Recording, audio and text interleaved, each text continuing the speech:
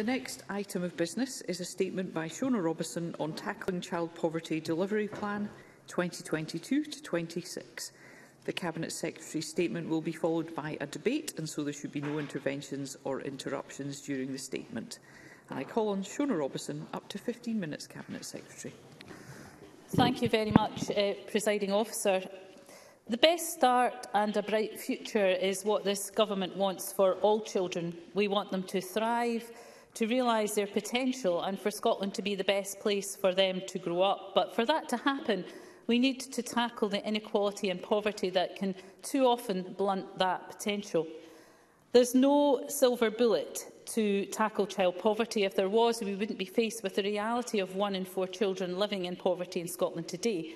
It's also something no one actor can solve on their own. A national mission to tackle child poverty is just that, a national collective effort across society to deliver a bright future for our future generations. The second Tackling Child Poverty Delivery Plan is a plan to drive that effort and enable it to happen. Its actions recognise the contribution all parts of society must make for all of Scotland.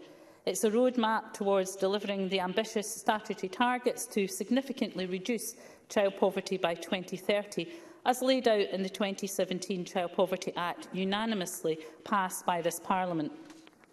Presiding Officer, when we published our first delivery plan in 2018, no one could have predicted the intervening 4 years, a global pandemic, a cost of living crisis, the uncertainty and instability of Brexit, and now the illegal invasion of Ukraine, which has brought horror to a nation and a humanitarian crisis to the world.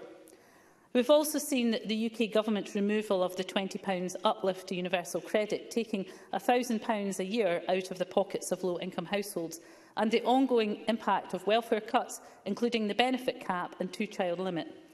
There remains a very significant risk to the delivery of our ambitions given this context, particularly within a fixed budget and devolved powers, and the scale of these challenges have only increased.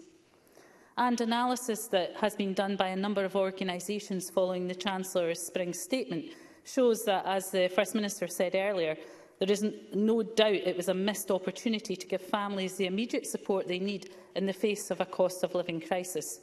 The Resolution Foundation predict that across the UK, a further 1.3 million people are set to fall into absolute poverty in the next year, including 500,000 children. And the Joseph Rowntree Foundation that the Chancellor's lack of action means he has cut the incomes of the poorest by £446. There's no doubt that the Chancellor could and should have done so much more to support those who have been hit the hardest. However, since 2018, we in this government have made a real difference to families and laid strong foundations to deliver in the future. This includes through our new social security system, our massive expansion of funded early years learning and childcare, and through our devolved employability services. Across the first 3 years, 2018 to 21, of Every Child, Every Chance, our first Tackling Child Poverty Delivery Plan, we invested almost £5.9 billion in support for low-income households, of which almost £2.18 billion is estimated to have directly benefited children. Despite this investment, we know more is needed. To tackle the cost of living crisis, we have already announced an additional package of measures, including the £150 payable to households. This is in addition to our continued investment of over £120 million for our Scottish Welfare Fund and discretionary housing payments. We're urgently considering how best to allocate the consequentials flowing from the announced increase to the Household Support Fund. We only found out about this funding yesterday, and of course we'll need to know the details before making decisions. Subject to Parliament approval, we will also increase the value of 8 Scottish social security benefits, including our Best Start grants, by 6% from April. This rise will ensure these payments keep their real terms value for families in the year ahead. In this plan, our government will go further in its support in order to provide the support families need now and to drive progress towards the interim targets set.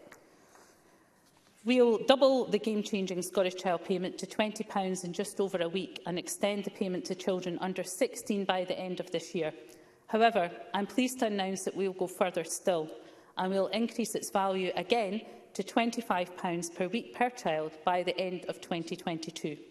That is 5 times higher than the £5 payment we were being asked to introduce less than 5 years ago. Over 400,000 children will be eligible, with the payment expected to lift 50,000 children out of poverty in 2023-24. And this is backed by an investment of £225 million in 2022-23, rising to £445 million in 2023-24.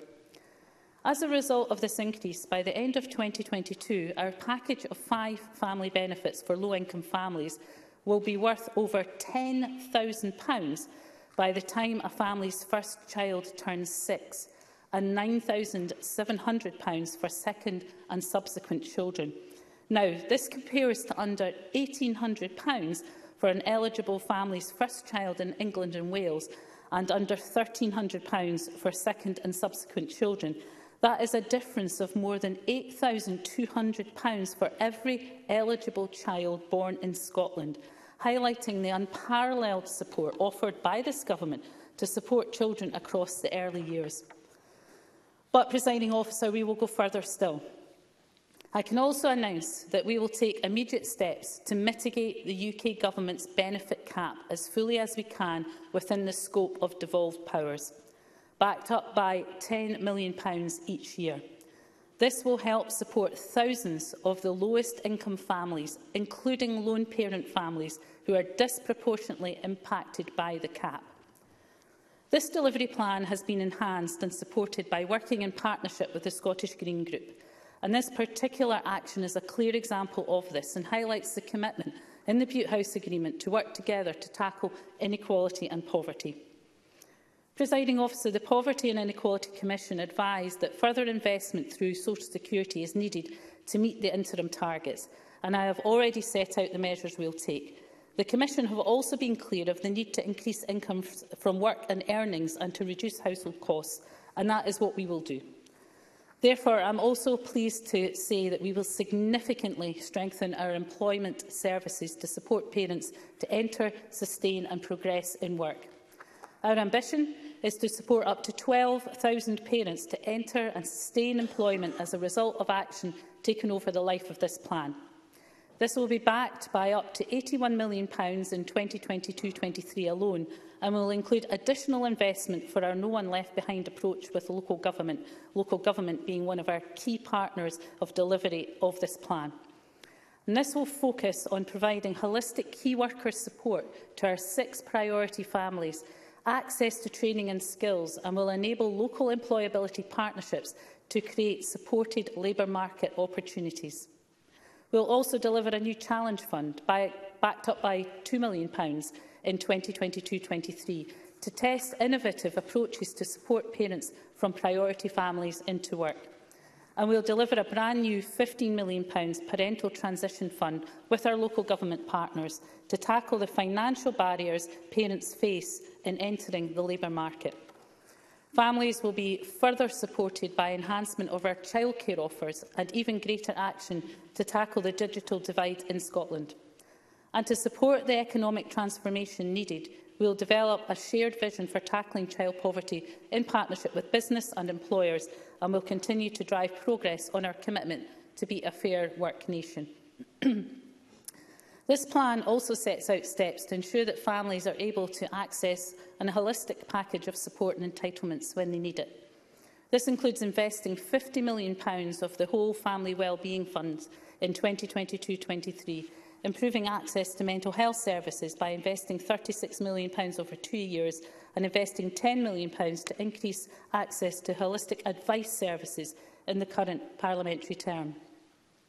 And of course, we will also place the prioritisation of tackling child poverty at the heart of the Affordable Housing Supply Programme, continuing to invest in order to deliver 110,000 more affordable, energy-efficient homes by 2032, and we will continue our work to tackle homelessness. We will also tackle fuel poverty for families by doubling our investment for Home Energy Scotland Loans and Grants scheme up to £42 million in 2022-23. To enable us to break the cycle of poverty once and for all, we will also take actions to support the next generation to thrive. And this includes through the continued investment in the Scottish Attainment Challenge, a Young Person's Guarantee and enhancing the total student support package over the next 3 years.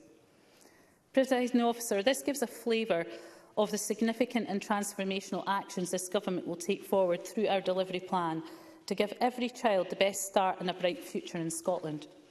Our ambition, our intention and our policies will help us achieve our ambitions for Scotland's children and families, but we have to work differently to improve the outcomes from our investment and make the impact needed. And this will not happen overnight. It's about delivering whole system change that is focused on providing integrated services and opportunities for families, helping them to flourish. And it is the national mission that we talk about. It's for all of society to take this forward.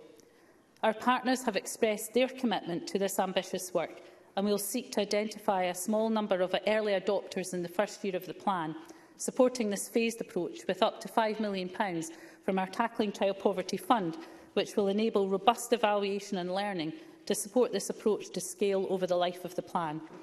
We will also scale up our investment in innovative approaches, building on the learning of our Social Innovation Partnership, in order to test and accelerate approaches which bring together the support that families need to thrive. Presiding Officer, in terms of reaching the interim targets, economic modelling cannot precisely account for what may happen, particularly in the context of the cost of living crisis, inflation rises and increasing international instability.